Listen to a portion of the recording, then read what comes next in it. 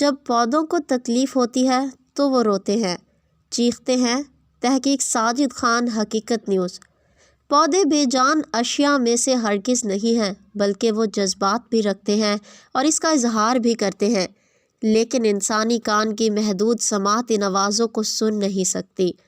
سائنسدانوں کو تحقیق کے بعد یہ نتیجہ اخذ کیا کہ چیخیں سننے کے بعد پودوں میں بھی تناؤ پیدا ہوتا ہے اور وہ روتے ہیں۔ تحقیق کے مطابق جب پودے دباؤ میں ہوتے ہیں تو رد عمل میں الٹراسونک آوازیں خارج کرتے ہیں، جنہیں الٹراسونک مائکروفون کے ذریعے سنا جا سکتا ہے۔ دنیا میں پہلی بار تل ابیب یونیورسٹی کے محققین نے پودوں کی طرف سے آنے والی مختلف آوازوں کو ریکارڈ اور ان کا تجربہ کیا۔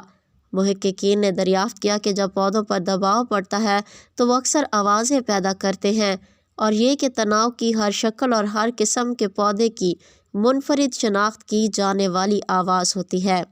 تل ابیب یونیورسٹی کی ایک نئی تحقیق کے نتائج کے مطابق انسانی کانوں کے لیے قابل سماعت ہونے کے باوجود چمگادڑ، چوہوں اور حشرات الارض سمیت مختلف قسم کی مخلوقات ان آوازوں کا پتہ لگانے کے قابل ہوتی ہیں جو پودوں سے پیدا ہوتی ہیں۔